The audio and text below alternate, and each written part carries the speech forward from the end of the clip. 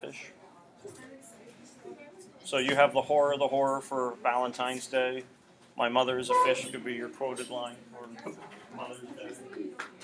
That makes sense. It would work.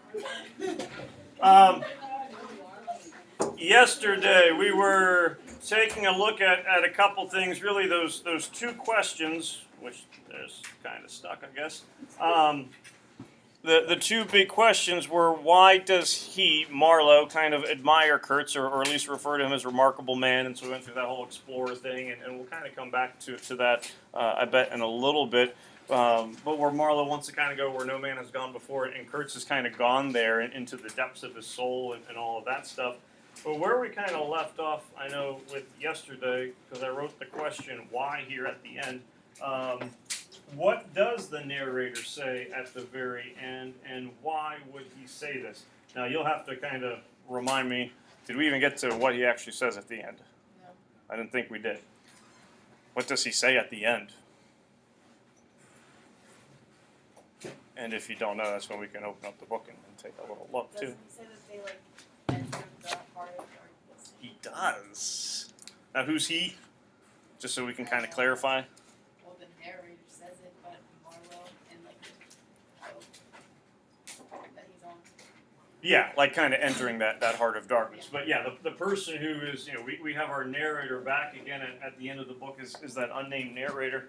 And, on 157 is when Marlowe finishes his kind of story. In that bottom paragraph, Marlowe sees, looks like a meditating Buddha.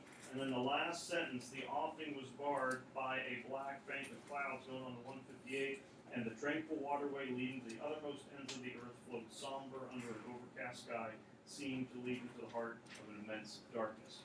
What's the tranquil waterway that they would be on at this point if the original narrator is back and telling us the events?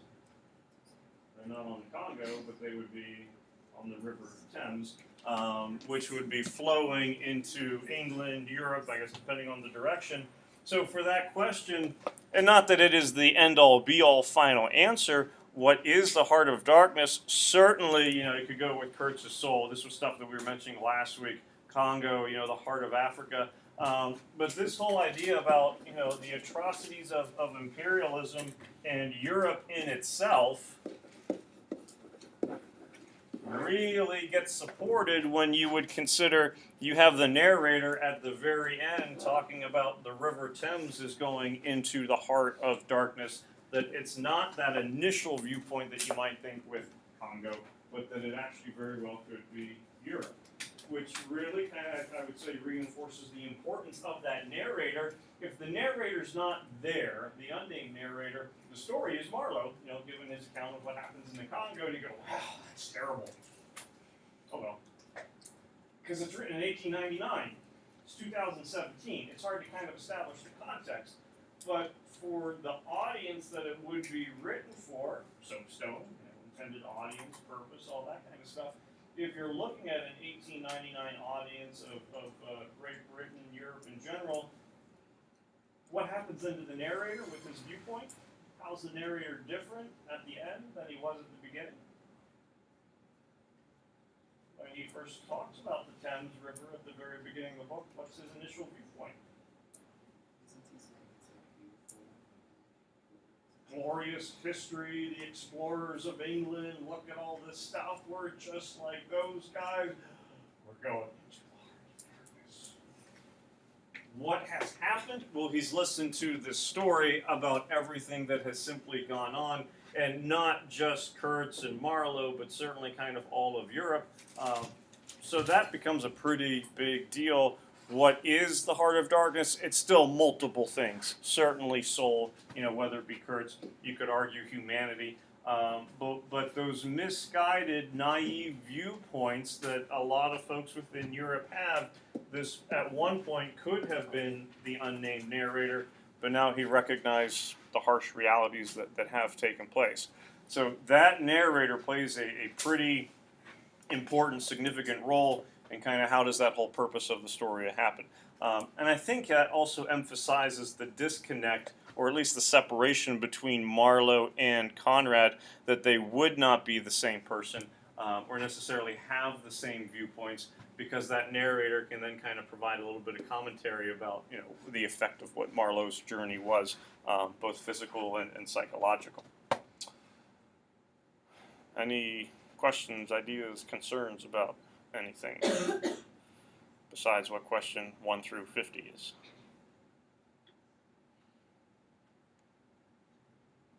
Kelly, did you find that person yet?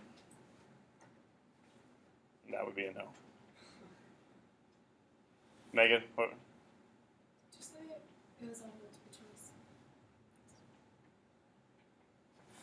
Was the brickmaker in Central Station? Maybe. Yes. Who,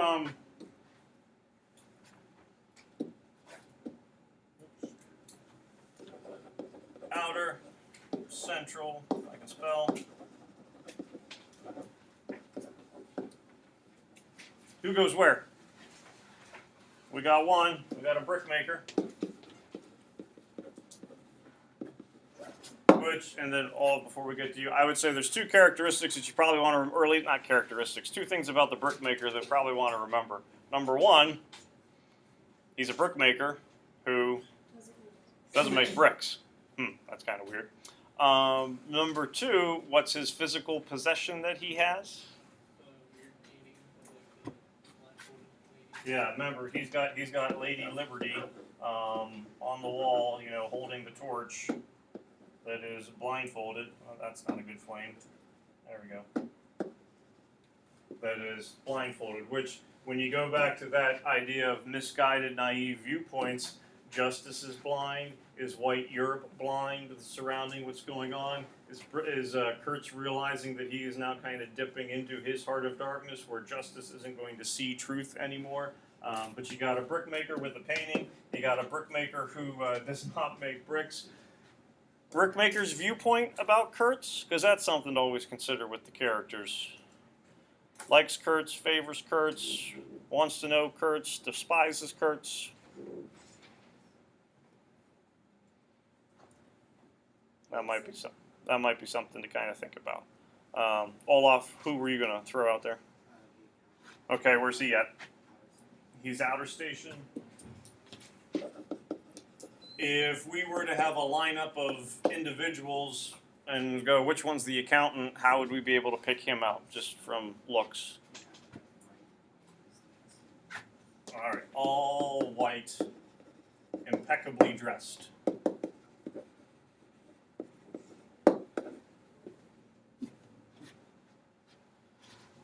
Who else for any of these places? Aiden? It said that the Boilermaker is at the Central Station. Okay.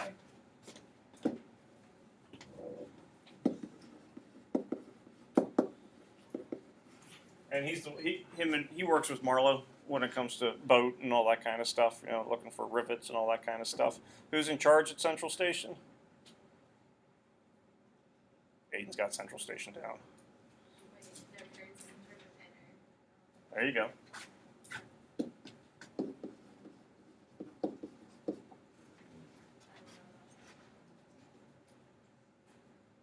Yes, it's multiple choice. So I was asking this. Yes, you have to use a pencil. What are No, you rivets? cannot use pen. What? What are rivets? When you go home, look up at your gutters, and you're going to see these little metal circles that are holding your gutters together. Those are rivets. It's like screws for metal, but it doesn't poke a hole in the metal. So you want to have rivets in your boat so that the water does not come in. What's the manager think about Kurtz? Yeah, he despises him. And who is the... There's a relative of the manager who shows up. Not Herr Dybel.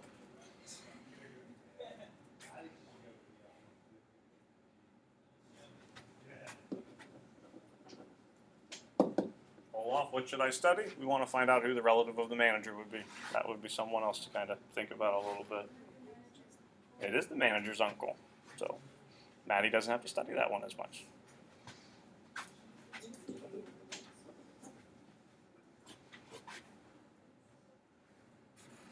So if looking at the characters are kind of starting to make you go, ooh, I don't know about this, those would be some areas kind of focus in, double check. Remember from that psychological aspect that we were kind of looking at a little bit yesterday, all nice outward appearance. As you get further and further into the depths, it gets a little bit uglier. Remember how Brussels is referred to. You don't get the name Brussels, but how is the city described? A couple times. Both at the beginning and the end. At the end, he talks about I returned to that whited sepulcher. How's it look? All nice on the inside. Or nice on the outside. You get into the inside. Death, destruction, despair. Kind of like what's going on with Kurtz. Take a look at Kurtz as an individual. How is he physically described? Bald. Beautifully bald. Big head bald. On the stretcher, he's long. His skin color, not just like white, but like pale, ghostly, kind of ivory on the outside, whited on the inside, dust and bones. So you're getting that parallelism that's taking place. And yeah, the whole idea that he's been kind of consumed by ivory, consumed by greed, the whited sepulcher, the way the whole imperialist system itself is working. White on the outside, European whites going in, death and destruction on the inside. So you're getting that message kind of coming up over and over and over again. So if you're good with those thematic things, you're good with, symbolic objects and whatnot, like the painting. What are some characters that we have beyond the outer central interstation? Well, obviously we got Marlowe, who were some symbolic folks that we kind of talked about at the beginning. We got, lawyer is on the boat. They're mentioning an accountant that is on the boat. That's different accountant from outer station accountant. So if there is a question where, that would come up, there's not going to be a trick where we're trying to get you to answer about the accountant at outer station versus the accountant that would be on the boat. The ladies that were knitting. And what were they knitting?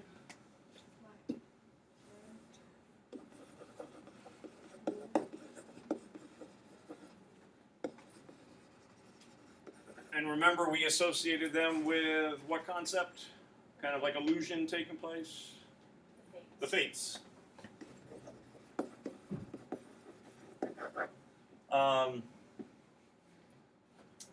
There are 3 names that I can think of that show up in the book. 2 of them you know very well, I hope. It's not a name. It's nationality. Marlowe and Kurtz. What was the 3rd? Well, we did mention him. I don't remember the 3rd. Remember, Russian Harlequin the same. We clarified that. Helps Marlowe get his job and helps him, but why do they need a pilot for the ship?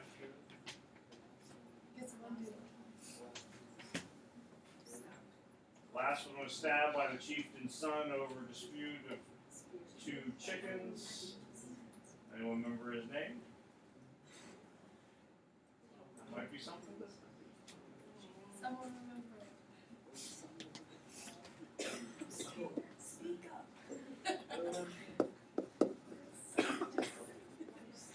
I'll give you a freebie. You got Freslevin, the Danish captain, is the one who he is replacing. So you have Freslevin, you have the women, you have the doctor member who's measuring his head, and then the thing, of course, the next kind of main character that we meet at the end.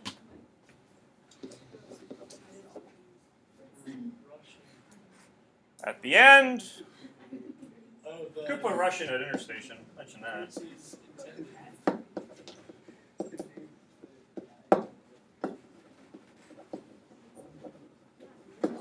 And yeah, so you have the intended. So you certainly don't want to get the native mistress confused with the intended. That could be kind of problematic. You would want to know that the Russian and the Harlequin are the same person. You wouldn't want to think that Freslevin is the Russian captain, because that could get kind of confusing since he's not a Russian captain. So knowing those characters and things like that, that would be expected that we're okay with it. What is that? Multiple choice. What? What's the other word we were Harlequin. Oh. Brickmaker.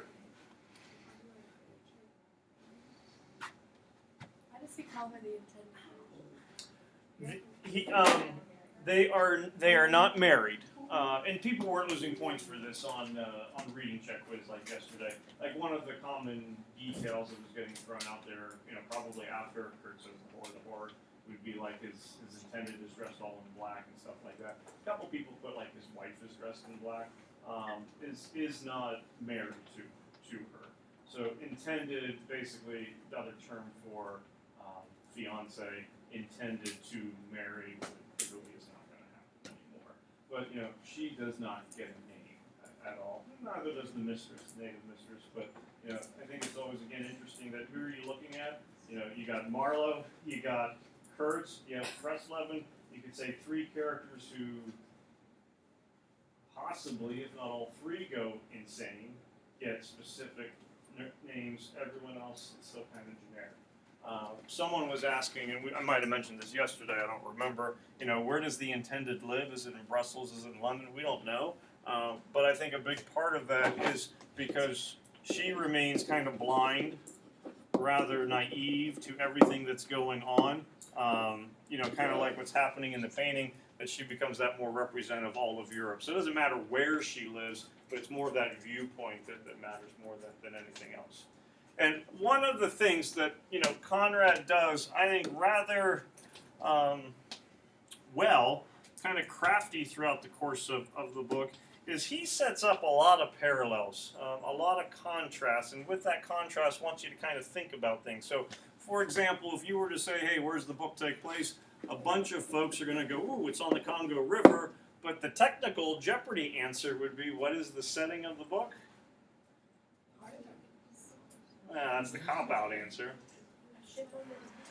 They're on the Nelly the whole entire time while the story is taking place. They're in the Thames.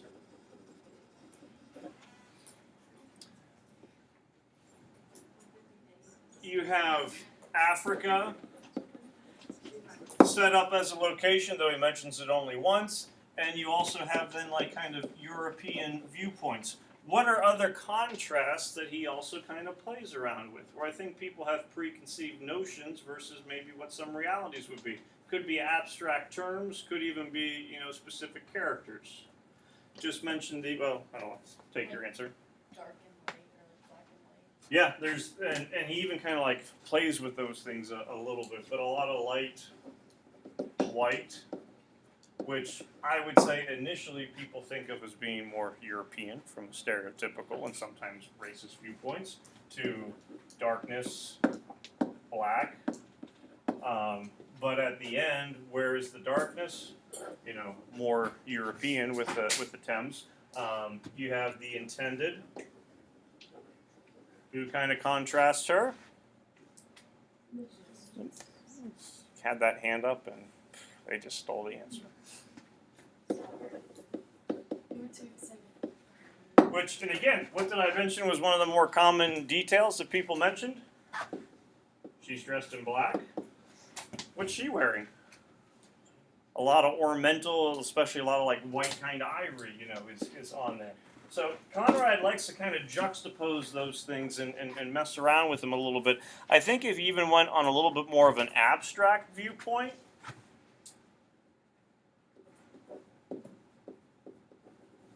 truth versus lies.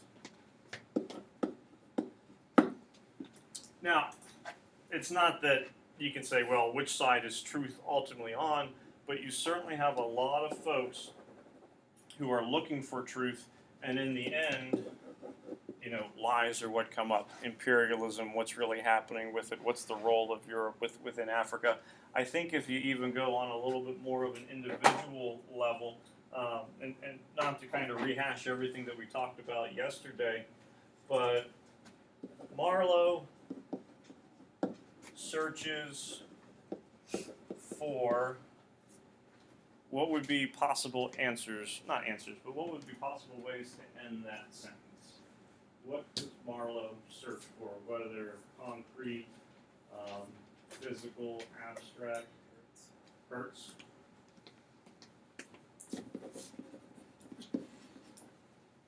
Dying to talk to him before he even has a chance to meet him.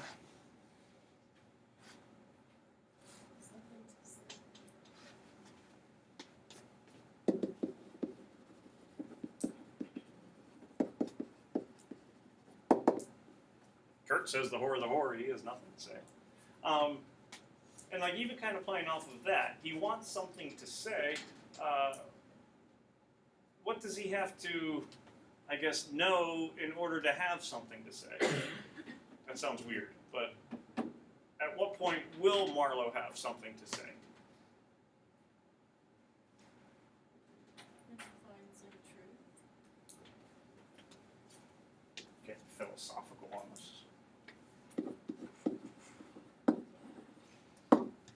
I like that answer. Thanks. Truth, self-knowledge. And I think this is kind of like a universal thing. What do people want to know? Well, I want to know myself. Matt, tell us everything about yourself. Who are you? What? Nothing to say? Uh-oh. Yeah, I'm not interested. Sure. Does he find truth? Marlowe find any truth?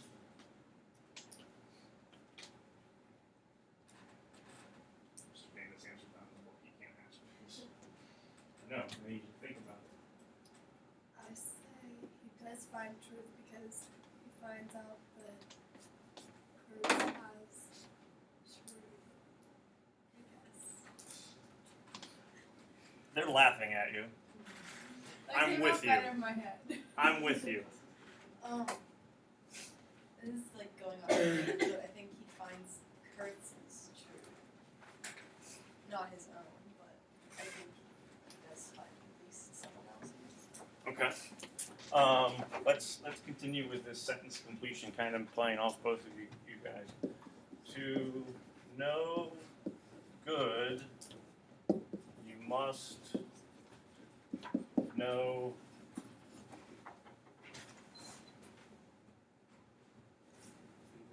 Do you believe that? Okay, why? Because if you only see good, you won't be able to tell the difference between good and evil. Okay. So you have to have something to like compare, and not like what is good could be a whole other kind of debate, but honesty, trust, love, all those things, you have to kind of see the other side of it in order to know that this is actually it, that it's genuine, and things like that. You have to see like the genuine form. Okay. Where does Kurtz fall? This is meant to be an easy question. It's not like a trick one for this. Okay, falls into the evil category. I would agree with you. So for Marlowe to know, no, he does not get a fist bump for that one. That doesn't matter. It was like sarcastic. So in order for Marlowe to know good, he must know evil. By him meeting Kurtz, maybe he gets a better sense of good. You could kind of look at it that by Kurtz going to the depths of his evil, he kind of recognizes who he is and maybe knows that he once was good. What did Kurtz write on the report? But did he write that when he originally wrote it? No, that's like a postscript that he puts on later. So you get the sense that at one time, what actually was Kurtz? Before the whole trip took place, he might have been good, goes into the depths of the jungle, becomes evil, and now he's complete. He knows himself. Marlowe, we kind of think is good, goes into the jungle, meets Kurtz. Does he really now kind of know himself yet? No, like Matt, doesn't have anything to say. Matt, you got to go deeper and deeper into the darks of the heart of darkness and the jungle, maybe to learn more about yourself. Does that mean that you have to become evil or like experience evil for himself? It's a strong possibility. And the one question which, and this is what bugs me, because there's like easy answers to kind of come up with, but I don't think Conrad throws out easy answers. Why does Marlowe lie to the intended?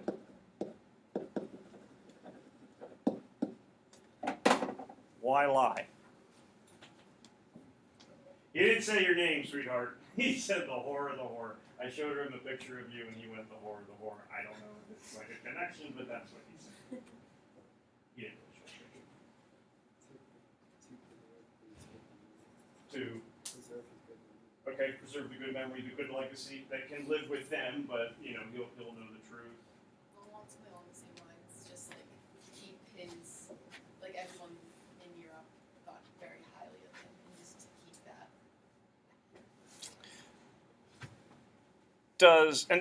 I don't disagree with this at all. You said truth, right? Was you. So and I agree with you that he's actually seeking truth. That's not truth. If you're seeking truth, why not go, Kurtz was bad? What good does that do? I'm not like arguing with you about it, but like.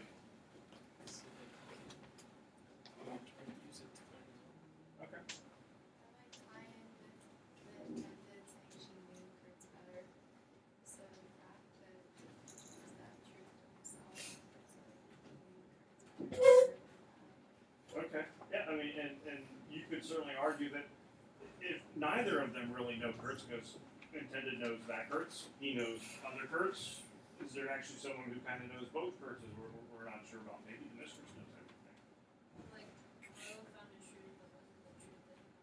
He was looking for That's like fortune cookie stuff. like stuff that Say that one again. He found. he found the truth that he wanted. Like, he's probably like denying it because it wasn't what he wanted to hear. Mm-hmm.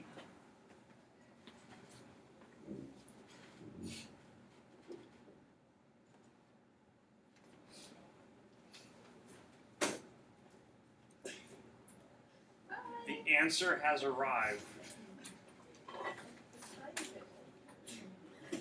Now we're complete. So why does he lie to the intended, Brooke? I don't know, to help her get over her grief. I don't know, make her feel better about herself.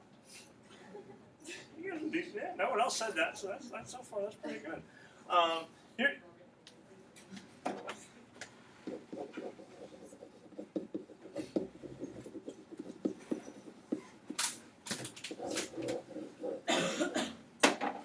Heart of Darkness applies to imperialism. I think Heart of Darkness applies to Kurtz. I think Heart of Darkness applies to Marlowe. I think you make the statement that Heart of Darkness applies to all of humanity, probably even beyond Europe, where until a person really knows everything, good, evil, everything in between, you're probably an incomplete soul.